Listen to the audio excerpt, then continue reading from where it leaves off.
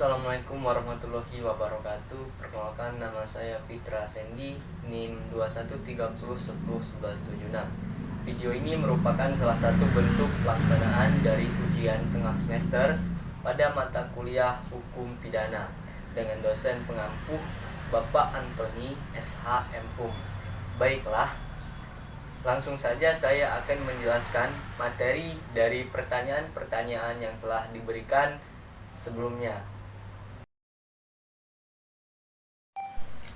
Soal nomor 1 yaitu jelaskan asas-asas berlakunya Kitab Undang-Undang Hukum Pidana menurut tempat dan berikan contohnya.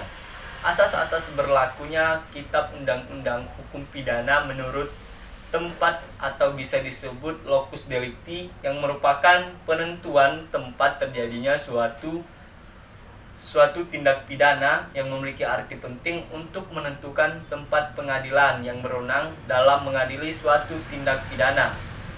Pada dasarnya, kekuatan berlakunya hukum pidana Indonesia menurut tempat ini telah diatur dalam pasal 2 sampai dengan pasal 9 KUHP, di mana di dalam pasal tersebut dikelompokkan menjadi 4 asas, yaitu asas yang pertama teritorial, yang kedua asas personal, yang ketiga asas perlindungan, dan yang keempat asas universal. Yang pertama yang akan kita bahas yaitu asas teritorial. Asas teritorial atau wilayah merupakan asas yang menegaskan bahwa hukum pidana itu berlaku pada tempat atau teritori perbuatan tersebut dilakukan.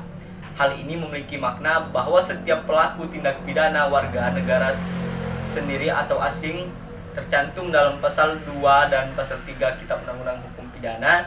Contohnya, ada seorang warga negara asing yang melakukan kejahatan di Indonesia, lalu pemerintah Indonesia bahkan menghukum warga negara tersebut berdasarkan sistem yang ada. Yang kedua, asas personal.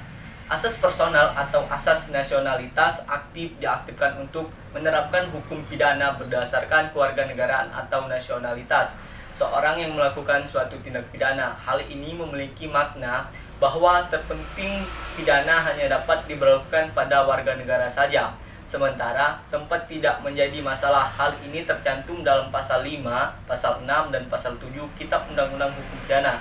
Contohnya, warga negara Indonesia melakukan tindak kejahatan di luar negeri, namun hukuman pidana Indonesia tetap berlaku dan akan mengikuti kemanapun ia berada. Yang ketiga yaitu perlindungan atas perlindungan atau nasionalitas PASIS. Ini didasarkan pada kepentingan hukum negara yang dilanggar.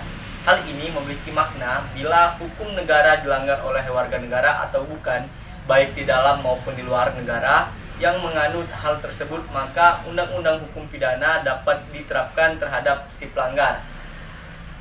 Ketentuan yang ada dalam pasal 4 dan 8 Kitab Undang-Undang Hukum Pidana, contohnya pemalsuan surat hutang atau sertifikat hutang atas tanggungan Indonesia atas tanggungan suatu daerah atau bagian daerah Indonesia. Dan yang terakhir yaitu asas universal. Asas universal menyatakan bahwa undang-undang hukum pidana dapat diberlakukan terhadap siapapun yang melanggar kepentingan hukum dari seluruh dunia. Yang terjadi dasar hukum bagi pemberlakuan asas ini adalah kepentingan hukum seluruh dunia. Asas ini tercantum pada pasal 4 ayat 2 Kitab Undang-Undang Hukum Pidana. Contohnya, kejahatan mengenai pengeluaran mata uang yang digunakan suatu negara. Soal nomor 2 yaitu jelaskan tentang tempus dan locus delicti dalam tindak pidana.